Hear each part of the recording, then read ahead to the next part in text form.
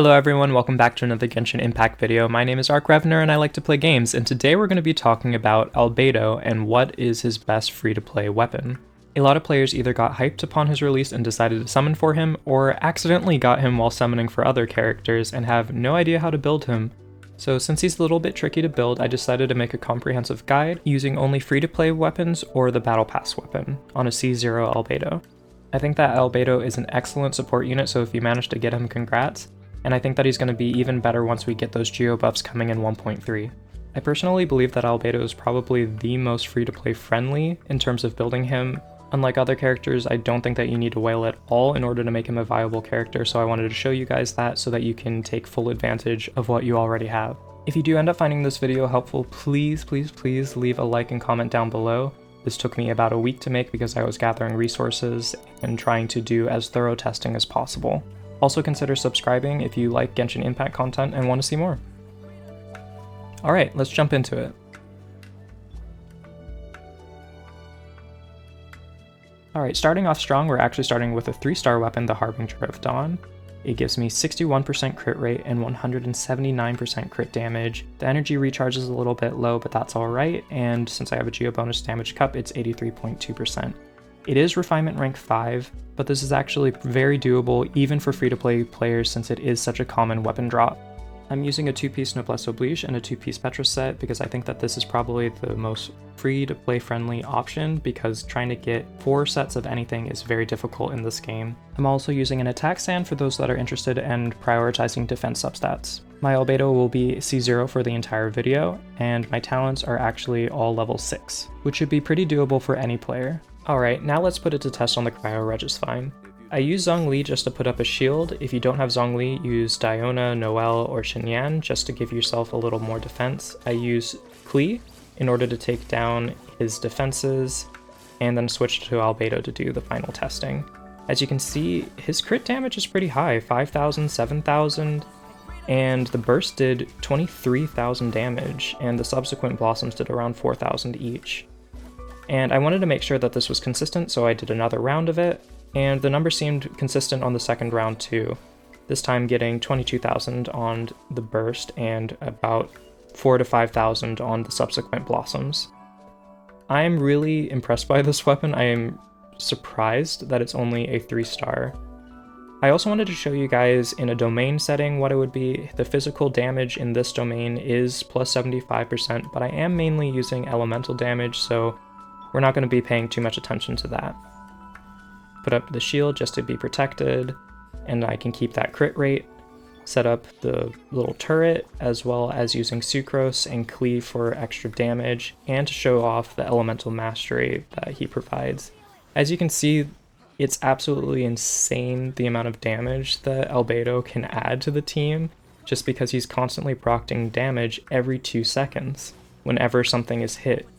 And as you can see with the Harbinger of Dawn, the damage is pretty consistent. I'm always hitting in the 20,000s, and all the subsequent blossoms are doing a lot of damage and a lot of work for my team.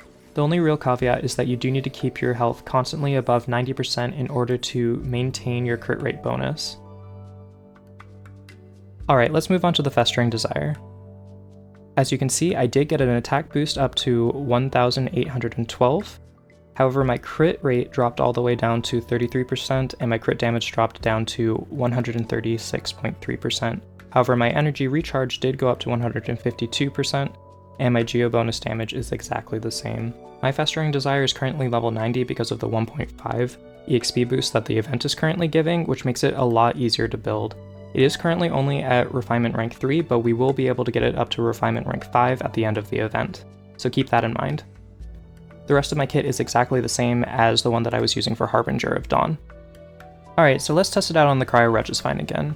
I use the exact same setup for every time that I attack it just to try to keep some consistency. Attacking with Klee to take it down, and then switching back to Albedo. Now, the Festering Desire was a pretty interesting run because although you will be getting high attacks due to the passive on the Festering Desire on its skills, as well as its much higher base attack, I found myself not being able to crit nearly as easily because I didn't have the crit rate built into my kit. In fact, as you'll see, it actually took me 4 times in order to finally land a crit hit, where with the Harbinger of Dawn I actually managed to get crits twice in a row without any problem. I think this really starts to show just how important crit rate and crit damage are as substats, because they really do make a difference in terms of your total damage output and consistency. However, at least when I did finally manage to land a critical hit, it did do just about the same amount of damage as the Harbinger of Dawn. However, keep in mind that my Harbinger of Dawn was only level 80, versus the Festering Desire, which is level 90 and capped out in terms of attack. However, if you can get the artifacts to roll well for you and you get enough crit rate and crit damage, then this is a very viable option, and like I said, when you do get Refinement rank 5, the skill damage will be significantly higher. I also think it's really important to keep in mind that this is a team game, and the Festering Desire does a really good job in regards to constantly keeping your energy up. While I was playing this dungeon, I actually realized that my energy recharge was a lot more consistent using the Festering Desire as opposed to the Harbinger of Dawn, and that typically means that you're going to be able to use your bursts more on not just Albedo but your entire team, so in terms of a long-term battle this may actually be a little more effective. Also keep in mind that the event shop actively gives you all the things that you need in order to level this weapon up, so it is extremely free-to-play friendly. Moving on, we come to the Black Sword.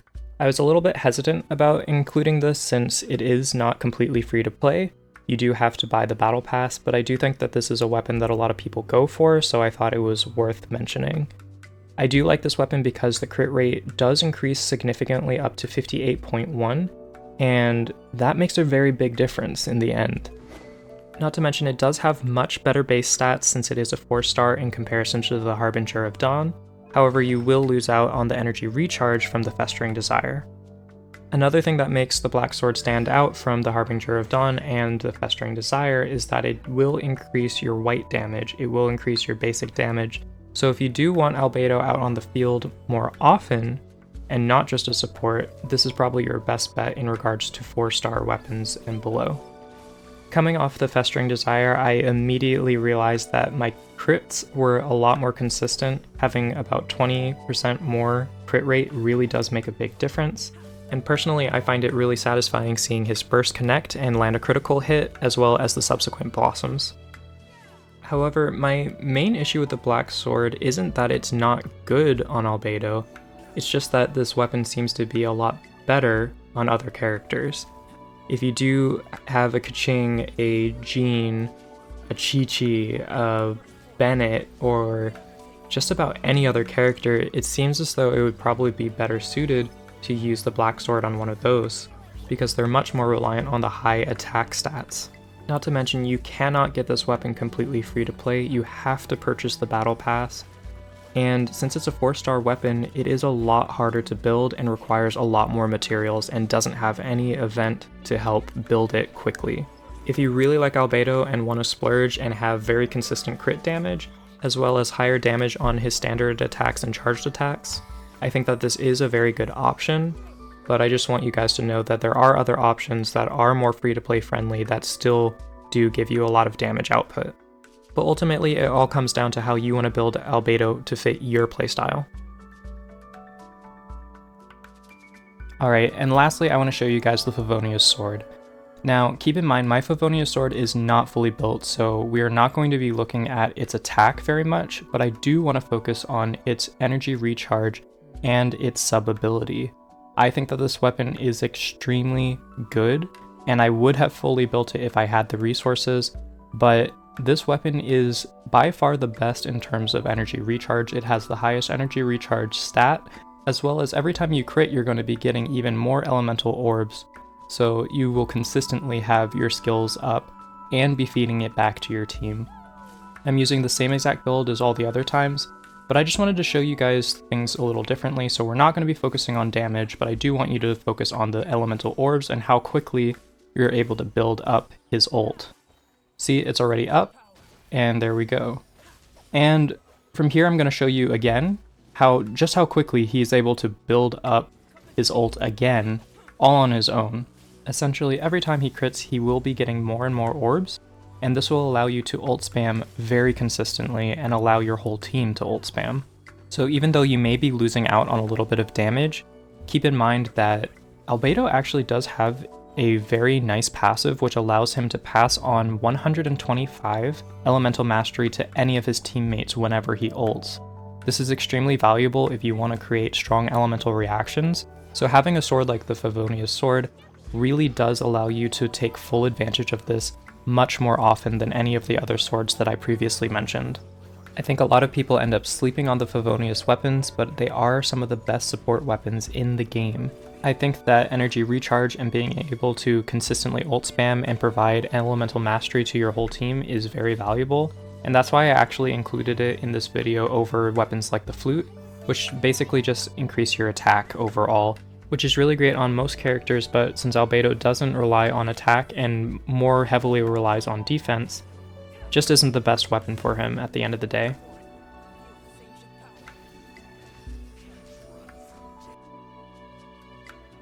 All in all, these weapons are all actually very good and extremely viable on Albedo, but I think that one does shine amongst all of them, and is probably his best free-to-play option, and that's surprisingly the 3-star weapon Harbinger of Dawn. I was really surprised by this. I didn't expect a 3-star weapon to hold up so well, but given how Albedo's kit works and the fact that he doesn't need high base attack in order to be a successful unit, the crit rate and crit damage on Harbinger of Dawn are just so valuable that he ends up doing a lot more damage using it compared to its 4-star counterparts. I do love Albedo, but I don't feel any particular need to end up summoning for his 5-star weapon, the Summit Shaper, because I think that this 3-star weapon actually works very well and is extremely cost efficient.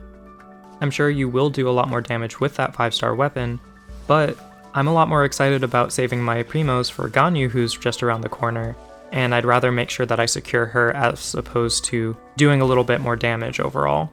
You really need to go with what suits your playstyle the most, but I just wanted to show you guys what I think are the best weapons for him as a free-to-play player, because I know it can be really frustrating to not get the damage you want if you don't have a 5-star weapon, which are rare, and you might want to save your primos for characters as opposed to weapons.